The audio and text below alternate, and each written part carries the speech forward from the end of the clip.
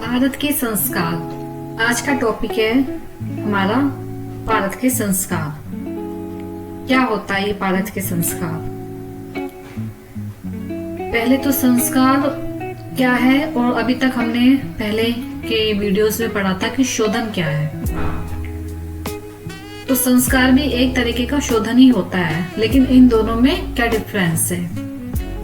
आचार्य चरक हैं, वो कहते हैं कि जिस क्रिया को करने से किसी भी द्रव्य में विशिष्ट गुणों की उत्पत्ति हो जाए, मतलब भारत का शोधन तो हो ही जाएगा और साथ ही साथ इसमें विशिष्ट गुण उत्पन्न हो जाएं, तो इसी को ही हम संस्कार कहते हैं। शोधन क्या होता है? शोधन से केवल पारद में जो स्थित या किसी भी द्रव्य हो उसमें जो दोष है उनका नाश होता है, लेकिन संस्कार से क्या होता है कि दोषों का नाश या विकृतियों का नाश तो होता ही होता है, साथ में उसमें नए गुणों का भी आधान होता है, मतलब नए गुणों की भी उसमें उत्पत्ति हो जाती है और द्रव्य के पूर्व स्थित जो गुण होते हैं उसमें भी उत्कर्षता आती है, मतलब उसमें भी वृद्धि होती है। तो यही संस्कार और शोधन में फर्क होता है।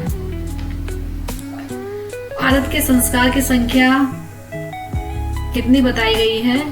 भारत के जो संस्कार हैं सभी आचार्यों ने लगभग, और असंत समुच्चयकार ने भी भारत के संस्कार 18 बताए हैं। इसको हम किस तरीके से डिवाइड कर सकते हैं? जो 8 संस्कार होते हैं ये हमारे देहवाद और धातुवाद दोनों के लिए प्रयुक्त होते हैं, और जो आगे के जो 18 संस्कार बताए गए हैं यानी कि 8 के बाद में, ये वो देहवाद के लिए नहीं, वो धातुवाद के लिए प्रयुक्त किए जाते हैं। इसके अलावा कुछ आचार्यों ने एक 1900 संस्कार भी माना है, जिसको कि अनुवासन संस्कार है, जो एक्स्ट्रा में आता है। ये आचार्य आयुर्वेद प्रकाशकार ने बताया है। तो इस तरीके से 8, 18 और 19, लेकिन अगर देखा जाए तो कुल मिलाकर के 18 संस्कार हैं। इनमें से जो 18 में से जो 8 होते हैं ये हमारे देहवाद और धातुवाद के लिए प्रयुक्त होते हैं। देहवाद मतलब रोगों का नाश करने के लिए हमारे शरीर में, और धातुवाद यानी कि धातु यानी कि उससे मेटल्स या अन्य वो बनाते हैं। जैसे कि एक विवरण में है कि नागार्जुन ने पारस से सोना निकाला, तो ये धातुवाद की प्रक्रिया हो गई। तो इस तरीके से बताया गया है। इसमें संस्कार याद करने के लिए आयुर्वेद प्रकाशकार का एक श्लोक है, उसके पहले चैप्टर का 33 से 34 श्लोक, जिसमें कि उसके संस्कार बताए गए हैं, वो याद करें तो अच्छा है।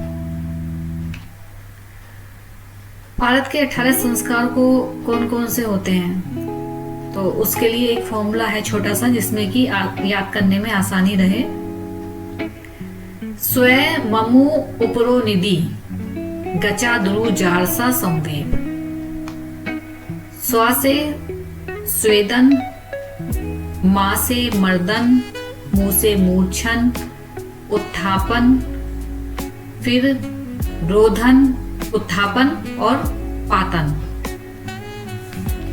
फिर रोधन, नियमन, दीपन, गासे गगन भक्षण मान,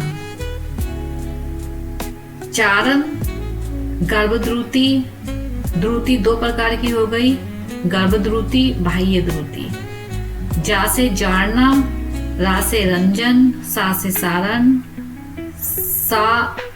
सन से संक्रामण, वे से वेद और भा से भक्षण। तो ये इस तरीके से भारत के जो 18 संस्कार हैं वो बताए गए हैं। तो इसके फॉर्मूले के हिसाब से याद करें तो ये 18 संस्कार याद हो जाएंगे।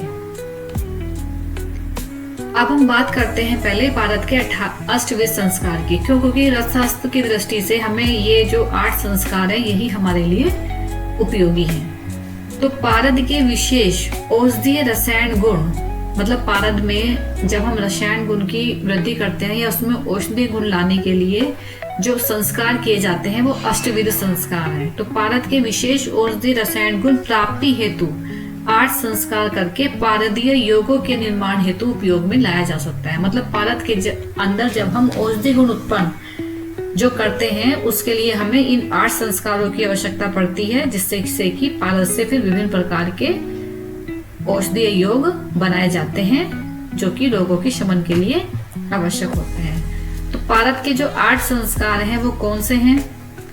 इसमें से वो जो हमने अभी पीछे पढ़े हैं, जो स्टार्टिंग के जो 8 संस्कार हैं वो ही लिए गए हैं। कौन कौन से? स्वेदन, मर्दन, मूर्छन, उत्थापन, पातन, रोधन, नियमन और दीपन। रोधन को बोधन संस्कार भी कहते हैं। इसमें से जो पहले 5 हैं यानी कि स्वेदन, मर्दन, मूर्छन, उत्थापन और पातन, ये संस्कार करने से क्या हो जाएगा? पारद पूरी तरीके से सर्व दोषों से मुक्त हो जाएगा। जैसे कि हमने पहले पढ़ा है कि पारद के जो संस्कार है इससे दोषों का तो शमन होता ही है, साथ में इसके गुणों में भी वृद्धि होती है। तो ये जो 5 संस्कार है इससे पारद सारे दोषों से मुक्त हो जाता है। और जो शेष 6 से 8 के जो संस्कार किए गए हैं इसमें क्या होगा? अब पारद के गुणों में वृद्धि होगी, यानी कि पारद के बल और तेज में यहाँ पर वृद्धि हो जाती है बाकी 3 संस्कारों से। तो इस तरीके से जो पारद है इसके 8 संस्कार बताए गए हैं। संस्कार के लिए पारद है उसका कितना परिमाण हमें लेना चाहिए, कितना मरकरी लेना चाहिए, तो वो बताया गया है रसायनों में। रसायनों में बताते हैं कि 2000 पल ले सकते हैं हम, 1000 पल, 100 पल, 10 पल, 5 पल, आधा पल तक की मात्रा तक हम पारद का संस्कार करना चाहिए। आधा पल से कम संस्कार के लिए पारद का जो प्रयोग है वो नहीं लेना चाहिए, मतलब आधा पल से कम संख्या नहीं लेनी चाहिए संस्कार करने के लिए। अब पारद के संस्कार करने के लिए हमें जो कांजी है, कांजी की हर जगह ही जरूरत पड़ेगी लगभग सभी संस्कारों में, क्योंकि कांजी से ही मरकरी का क्या करना है?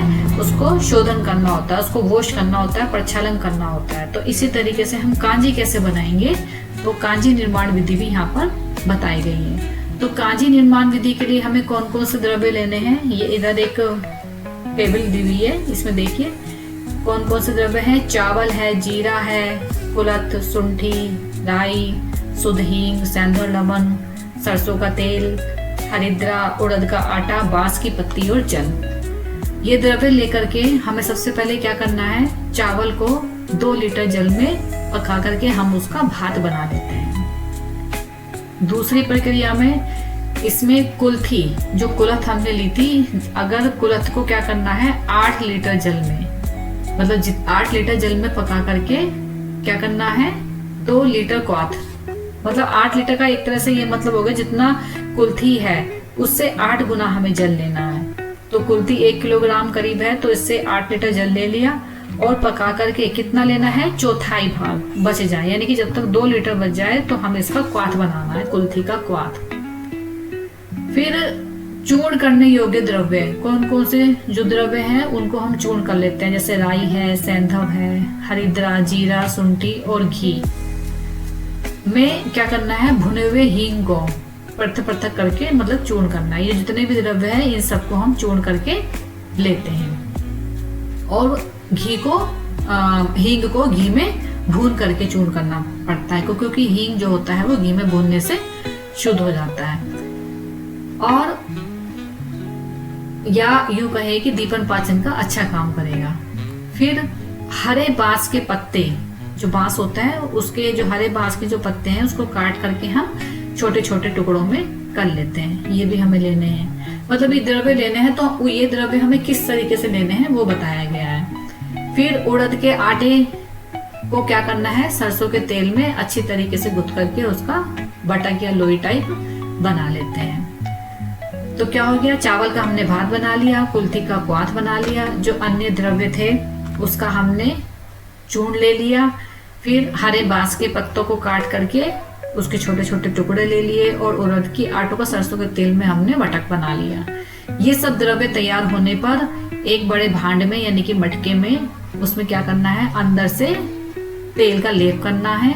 फिर तेल का लेप करके इसमें हमें क्या करना है? जल भरना है, भात भरनी है, फिर जो हमने कुल्थी का क्वाथ बनाया है वो लेना है, और ये जितने भी द्रव्य चूर्ण किए गए हैं ये सब उसके अंदर हमें डाल देने हैं। हींग है, लवण है और ये हरे बांस के टुकड़े, उड़द का, ये सब इसमें हमें मिला करके मटके में डाल देना है, भांड में। फिर पात्र में सभी द्रव्यों को डालने पर क्या करना है? इतना डाल देते हैं कि इसका जो चौथाई भाग है वो खाली रहना चाहिए, मतलब पूरा ऊपर तक नहीं भरते हैं, 1/4 पार्ट इसका खाली रहना चाहिए। फिर इस भांड के ऊपर एक सराव को से ढक देते हैं और चारों तरफ से क्या करेंगे, इसको संधि बंधन कर देंगे। कपर मिट्टी से संधि बंधन करके एक सुरक्षित स्थान पे हम 10 से 12 दिन के लिए रख देते हैं और 10 से 12 दिन बाद जो है कांजी बन करके तैयार हो जाती है। तो ये इस तरीके से इसमें कांजी के निर्माण की विधि बताई गई है। तो आज के लिए इतना ही। नेक्स्ट वीडियो में मिलते हैं हम अगले टॉपिक, जिसमें कि हम पारद के संस्कार के बारे में बात करेंगे। तब तक के लिए थैंक यू, धन्यवाद।